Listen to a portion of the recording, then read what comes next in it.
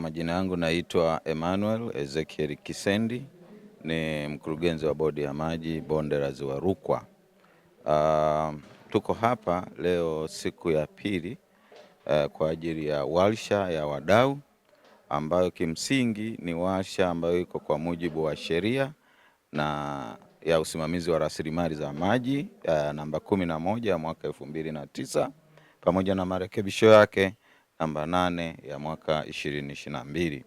Ukiangalia kwenye sheria hiyo ambayo kimsingi ilitoholewa kutoka principle moja inaitwa Dublin, inatuagiza usimamizi wa rasilimali za maji uwe shirikishi na imeweka ngazi mbalimbali za namna ya kusimamia rasilimali za maji.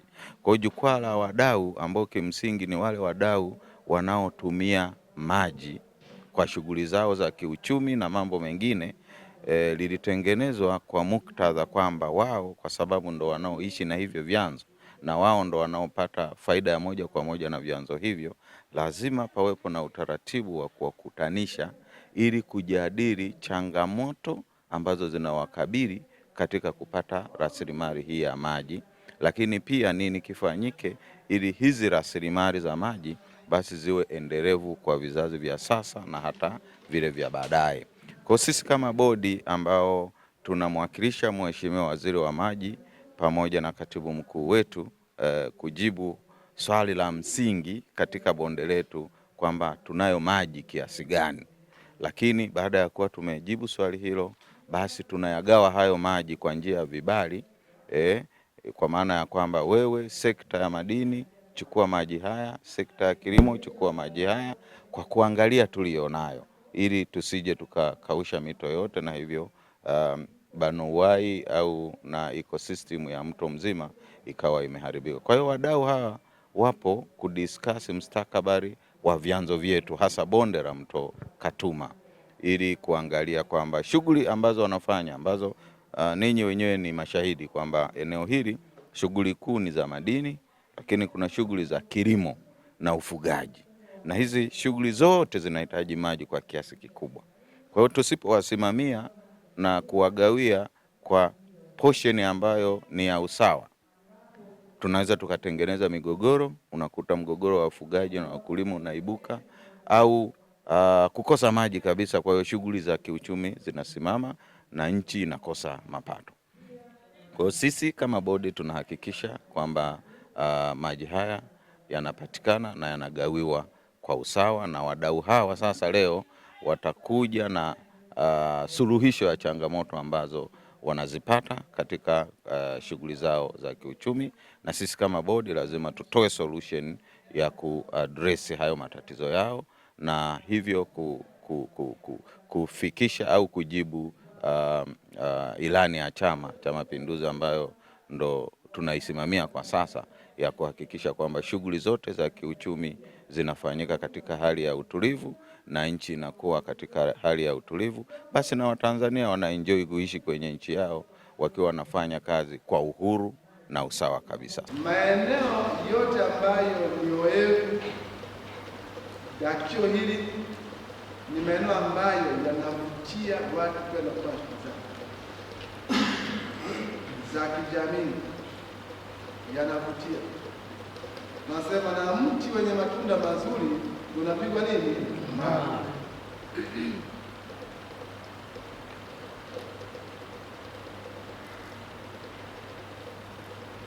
Sasa tunafanyaje kuzuia mawe yasipige? Wenye kupiga mawe ni sisi wenyewe, wenye kuzuia tusipige mawe ni sisi wenyewe. Jukwaa hili litatutengeneze upya katika fikra.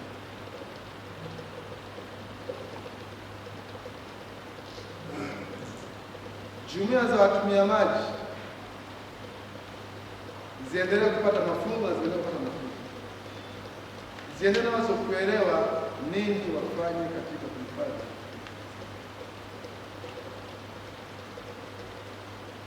Tathmini tunazofanya kila wakati zitupe mwendelezo, zisipatie dira ya wapi tumekosea, turekebishe wapi, tufanye nini ili kutatua na kupata ufumbuzi wa changamoto zilizopo kwenye kidakio cha mto Katuma.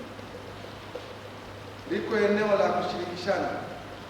Mheshimiwa Diwani, tuko hapa, kuna wenye vitu wa vijiji na vitongoji ambao katika kazi yao ni kuuza maeneo mpaka kwenye hifadhi. Hao nao washirikishe, waelewe tunataka nini, tunataka tuwe nini, tunataka tupate nini. Asifanye mtu akaangalia maslahi binafsi akasahau maslahi ya umma ya leo, kesho na kesho. Jana iliyokuwa mbaya inaweza kuwa kufanywa kesho iliyo nzuri na leo iliyo mbaya. Lakini jana iliyokuwa nzuri inaweza kufanya kuwa kesho iliyo mbaya na leo iliyo nzuri. Kama jana tumekosea na leo tukagundua hapa tumekosea, turekebishe ili kesho tusikosee. Jana kama tumeharibu, leo tukafahamu kama leo tumeharibu, kesho tusiharibu kwa sababu tumefahamu. Ndio jukwaa hili. Hayo ndio mtazamo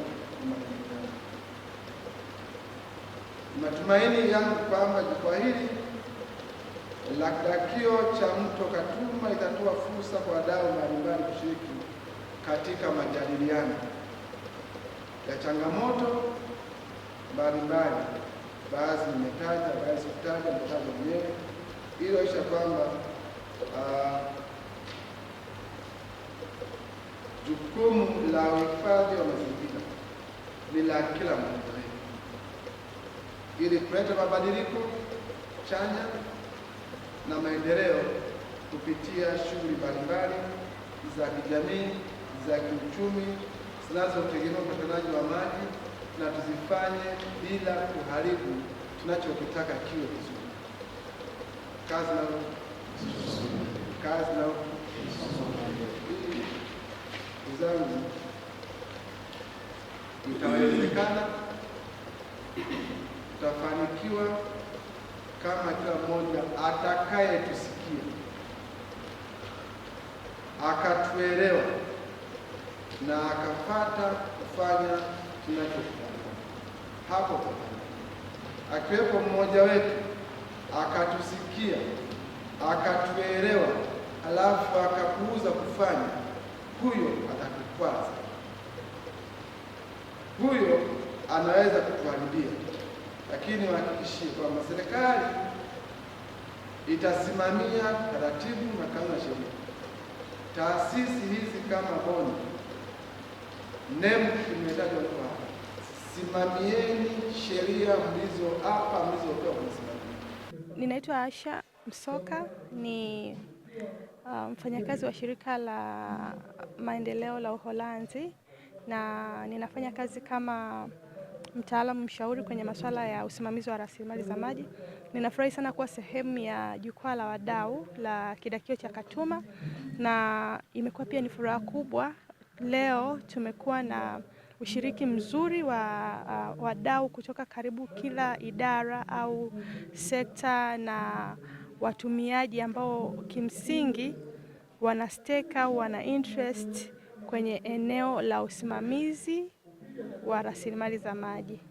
Tumetoka kumsikiliza Mheshimiwa Mkuu wa Wilaya ambaye amefungua kikao cha jukwaa hili la pili. Maneno ya kimsingi ambayo nimetoka nayo ni kuhusiana na ukweli kwamba kila mmoja kwa nafasi yake ana wajibu wa kufanya. Kwa mfano, mimi kama mdau wa maendeleo na sehemu ya watekelezaji wa mradi wa hiki Katuma, tuna wajibu kushirikiana na wadau wengine, hasa kwenye eneo langu mimi, bodi ya maji, jumuiya za watumia maji na wananchi katika level ya maeneo husika, kuhakikisha kwamba rasilimali za maji zinasimamiwa ipasavyo. Kwenye dawati langu pia kuna moja ya shughuli ni kurejesha mto kwenye njia yake. Jina langu naitwa Engelbert Kiondo. Kwa sasa ni mkulima, naishi kijiji cha Katuma na miliki ardhi kule.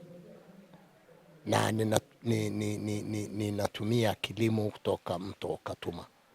Tuna banio tumejenga kwa ajili ya kilimo ambalo linamwagia kata nzima ya Katuma ile, na mpaka sasa hivi hali imeanza kubadilika. Takriban miaka kama 5-10 kutoka sasa. Tumefanya semina hii ya leo, washa hii ya leo ni mwendelezo wa masomo ya siku 2 yaliyofanyika hapa. Katika tuliojiri hapa tuliona suluhu pekee endelevu ya kuweza kuondoa matatizo haya lazima itokane kabisa kwa kutoa elimu kwa wananchi. Elimu ndio jibu la uharibifu wa mazingira. Mimi ninaamini na naendelea kusisitiza, hakuna ambaye hajui kitu anachofanya kinaleta athari, lakini elimu bado ni kidogo. Mfugaji hajui kabisa kwamba anachokifanya kuchunga ng'ombe kwenye mto eneo la mita 60 kwamba analeta matatizo. Mkulima hajui kabisa kwamba mtu ule anaokatakata na kufanya hivyo analeta matatizo.